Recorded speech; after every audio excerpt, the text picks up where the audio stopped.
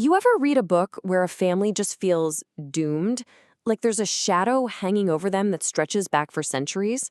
Well, today we're going to deconstruct one of the great literary mysteries, La Maldición de la Saga Osborne, or The Curse of the Osborne Saga. Let's jump right in and see if we can figure this thing out. And right away, the book just grabs you with this idea.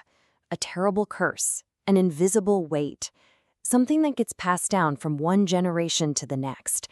But, this is way more than just a ghost story. It's a puzzle about history, about guilt, about fate itself.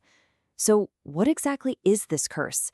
And where in the world did it come from? Okay, so check this out. The story covers a massive 11 generations. It all kicks off back in the 18th century with this guy, Horacio Osborne. He's this mysterious Englishman who shows up in southern Spain with a fortune in gold from the Caribbean. Oh, and he has 6 fingers on one hand, naturally. And that fortune, along with the curse supposedly attached to it, becomes the family legacy, leading to centuries of tragedy all the way to our narrator, Malik, the very last of his line. To really get a handle on this curse, you first have to understand the world the author builds. It's this incredible blend of 2 different literary styles that work together to make the story feel, well, both huge and incredibly claustrophobic at the same time. The real power of this novel comes from this unique mix. On one hand, you've got all the classic stuff from Gothic horror. The ancestral curse, the creepy old mansion falling apart, dark family secrets. But then, it's blended with magical realism, where supernatural things, like the curse itself, are just treated as a normal part of everyday life. Nobody questions it. This is so brilliant because it makes the curse feel less like a ghost and more like a psychological condition you inherit. And get this. The places in this story, they're not just backdrops. They're basically characters themselves.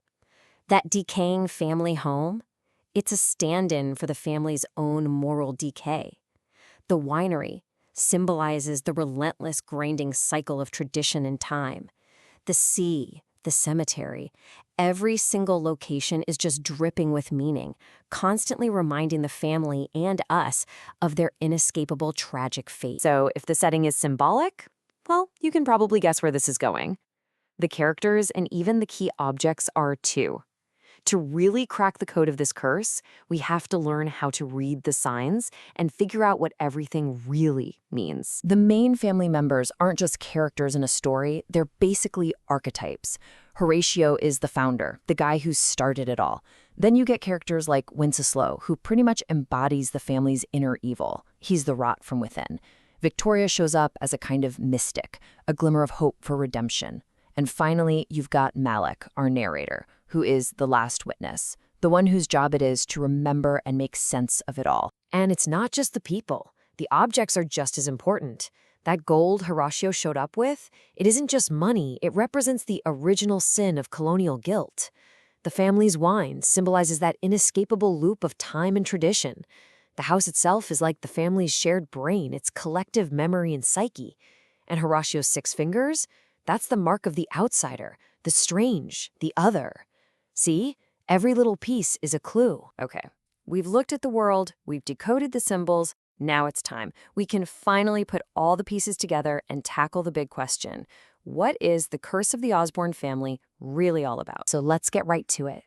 What is this curse really? Is it just some ghost story about a haunted family?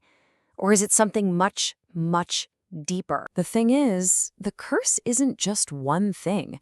It's kind of like an onion. It has layers.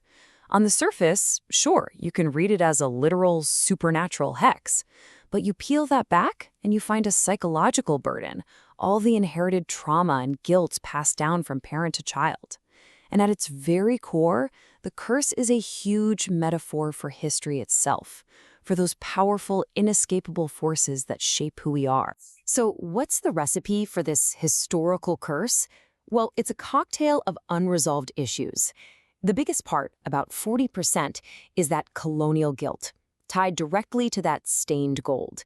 Then you have the sheer weight of the past itself, the sins of the ancestors. And finally, you've got this ongoing cultural clash simmering underneath it all, a tension between British order and Spanish passion. And that's the big reveal right there. The whole novel can be read as an allegory, a story about an entire country's history and its struggle to deal with its past. The curse of the Osborne family isn't just about them. It's really the curse of history itself, showing us just how hard it is for any person or any nation to escape its old sins. So, if the curse is the inescapable weight of history, I mean, how do you fight that? Is there any hope? Is there any way out? And this brings us to the last and maybe most fascinating piece of the whole puzzle, the narrator, Malik Osborne. See, Malik isn't just another victim in a long line of them. He does something different. He takes on this role of the chronicler. He decides to write the whole story down. And this is his gambit. He's trying to confront the curse, not with some magic spell, but with something else, consciousness. He's trying to understand it. And by doing that, maybe, just maybe, he can finally break it.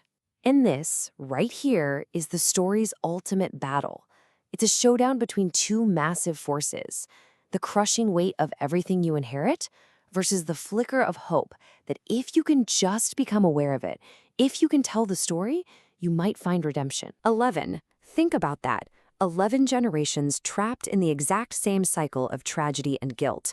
And the question the novel leaves hanging in the air is, can the 11th one, the one who finally decides to tell the tale, actually find a way out? So in the end, we're left with two very different possibilities, two potential fates.